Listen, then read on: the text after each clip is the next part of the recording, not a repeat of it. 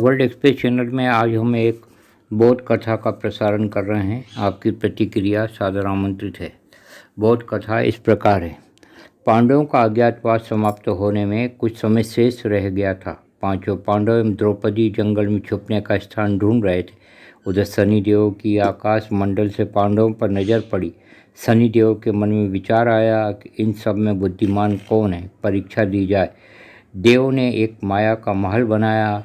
कई योजना दूरी में उस महल में चारों कोने थे, पूर्व, पश्चिम, उत्तर, दक्षिण। अचानक भीम की नज़र महल पर पड़ी और वह आकर्षित हो गया। भीम युधिष्ठिर से बोला, भैया मुझे महल देखना है। भाई ने कहा, जाओ।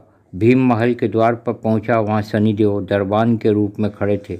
भीम बोला, मुझे महल देखना है। शनिदेव ने कहा, महल की कुछ शर्त है। शर्त नंबर 1, महल में 4 कोने, आप एक ही कोना देख सकते हैं। दूसरी शर्त, महल में जो देखोगे उसकी सार सहित व्याख्या करोगे। तीसरी शर्त, अगर व्याख्या नहीं कर सके तो कैद कर लिए जाओगे। भीम ने कहा, मैं स्वीकार करता हूँ, ऐसा ही होगा। और वो महल के पूर्व छोर की ओर गया। वहाँ जाकर उसने अद्भुत पशु पक्षी और फूलों एवं फलों से लदे वृक्षों का नज़ारा किया। आगे जाकर देखता है कि 3 कुएं हैं। अगल बगल में छोटे कुएं और बीच में एक बड़ा कुआं है। बीच वाले कुएं में पानी का उफान आता है। दोनों छोटे खाली कुओं को पानी से भर देता है। फिर कुछ देर बाद दोनों छोटे कुओं में उफान आता है तो खाली पड़े हुए कुएं का पानी आधा रह जाता है। इस क्रिया को भीम कई बार देखता है पर समझ नहीं पाता और लौटकर दरबान के पास आ जाता है। दरबान, क्या देखा आपने? भीम, महाराज मैंने पेड़ पौधे पशु पक्षी देखा।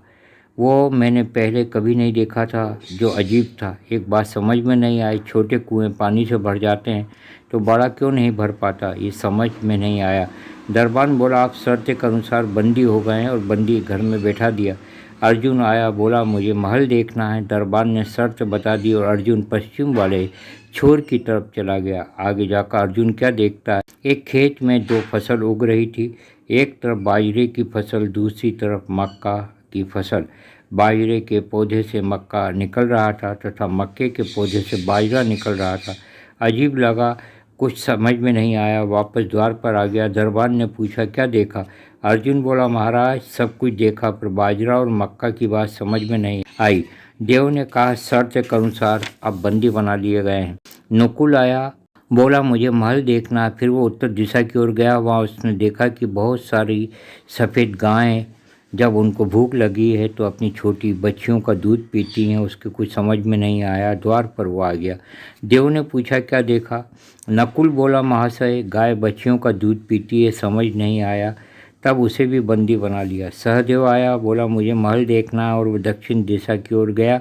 अंतिम कोना देखने के लिए क्या देखता है, वहाँ पर एक सोने की बड़ी शिला एक चांदी के सिक्के पर टिकी हुई डगमग डोले पर गिरे नहीं, छूने पर वैसी ही रहती है। समझ नहीं आया। वो वापस द्वार पर आ गया और बोला, सोने की शिला की बात समझ में नहीं आई तो वह भी बंदी हो गया। चारों भाई बहुत देर से नहीं आए। तब युधिष्ठिर को चिंता हुई। वह भी द्रौपदी सहित महल में गए। भाइयों के लिए पूछा। तब दरबान ने बताया कि वो शर्त अनुसार बंदी बना लिए गए।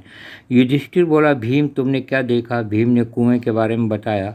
तब युधिष्ठिर ने कहा, यह कलयुग में होने वाला, एक बाप 2 बेटों का पेट तो भर देगा परंतु 2 बेटे मिलकर एक बाप का पेट नहीं भर पाएंगे। भीम को छोड़ दिया गया। अर्जुन से पूछा, तुमने क्या देखा? उसने फसल के बारे में बताया।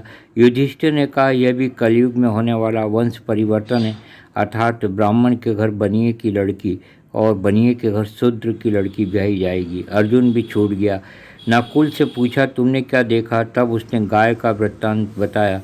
तब युधिष्ठिर ने कहा, कलयुग में माताएं अपनी बेटियों के घर में पलेंगी, बेटी का दाना खाएंगी और बेटे सेवा नहीं करेंगे। तब नकुल भी छूट गया। सहदेव से पूछा, तुमने क्या देखा?